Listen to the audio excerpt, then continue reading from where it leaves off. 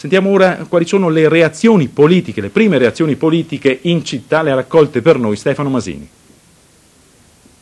Federico Sutto, segretario provinciale del Partito Socialista, un partito che nel Veneto, stando alle prime proiezioni, perde anche in una forte misura. Anche voi avete subito l'irruenta entrata in scena delle leghe? Sì, indubbiamente questo è il dato che sta emergendo dalle prime proiezioni per quanto riguarda il Veneto, che è un dato contraddittorio per quanto riguarda il dato nazionale, dove invece il Partito Socialista guadagna. Qui nel Veneto e nel nord Italia le leghe hanno avuto il successo che hanno avuto, e devo dire che la perdita anche in proiezione del 4% è una perdita molto consistente. Questo non lo voglio negare, voglio essere molto esplicito anche su questo, e farà riflettere parecchio, anche perché anche a Treviso città un altro dato che farà riflettere è una fortissima caduta del PSI, che invece era in forte avanzata nelle precedenti consultazioni, qui anche a vantaggio ad esempio dei repubblicani. Per quanto riguarda Treviso città, non so, qualche autocritica da fare?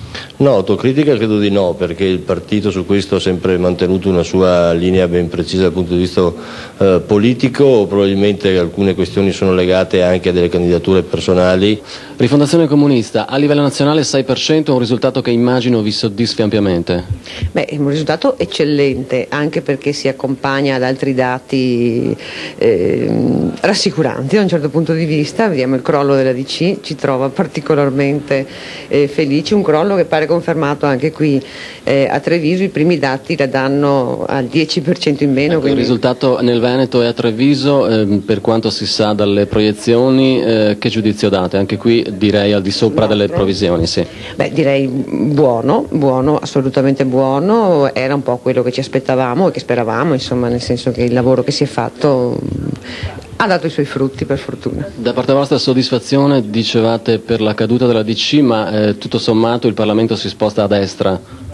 Tutto sommato il Parlamento si sposta a destra e c'è un rischio, c'è il rischio che venga assunta al governo qualche forza di opposizione. Ecco, invece voi sareste disponibili per qualche collaborazione di governo, e in che misura? Ma direi di no in questo quadro, assolutamente. Staremo fortemente all'opposizione. Ma io penso che sia sempre giusto fare un'autocritica. Comunque sarebbe anche giusto dire che le grandi idee e forza del regionalismo, della DC del Nord-Est, dell'Alpe Adria, che hanno portato sviluppo al Veneto, le ha avute la Democrazia Cristiana. Comunque questo voto significa ingovernabilità. Benetton sembra aver sconfitto, tra virgolette, il ministro Bernini. Ma io penso che il ministro Bernini sia stato fatto oggetto di una serie di attacchi concentrici proprio in campagna elettorale, e non casualmente. Sì, ciao. E poi dopo bisogna vedere queste cose, perché i dati di Treviso non ci sono ancora. Dopo il 5 aprile, a suo avviso, la DC da dove deve riprendere? Deve riprendere dalla forza che ha sempre avuto, dal regionalismo corretto e da una maggiore attenzione alle donne e ai giovani.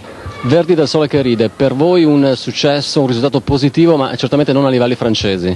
Beh no, certamente no, comunque avevamo dato quasi per scontato sicuramente questo tipo di risultato. Rispetto alle politiche c'è un avanzamento, c'è un arretramento rispetto alle amministrative, ma ripeto, le amministrative non fanno molto testo in questi casi. Riferimento è comunque l'87, per cui un aumento rispetto alle politiche.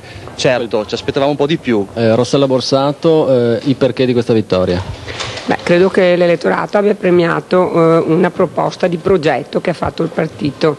Certamente abbiamo superato il 5%, siccome tra l'altro noi pensiamo che nella prossima legislatura occorrerà mettere lo sbarramento, averlo superato questo 5% è motivo di soddisfazione. Una grossa vittoria a Treviso città, soltanto merito del nome di Benetton?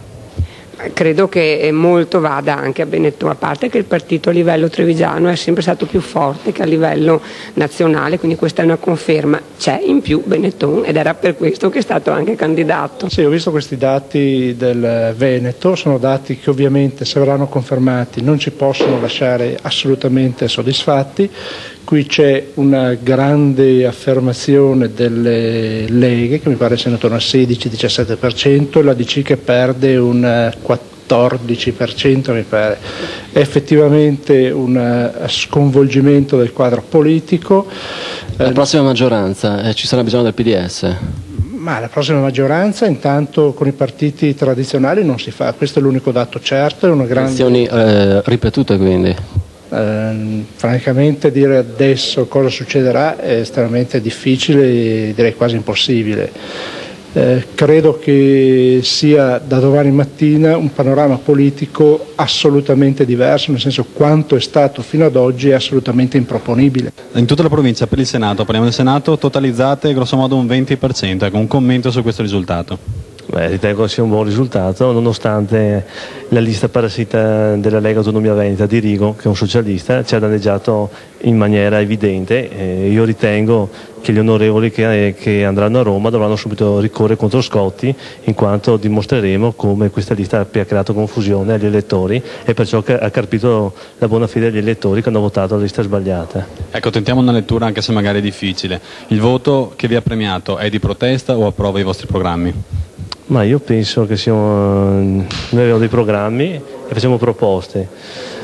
Non so, io ho visto una cosa, che la gente non ha votato i partiti che hanno governato male, questo è importante.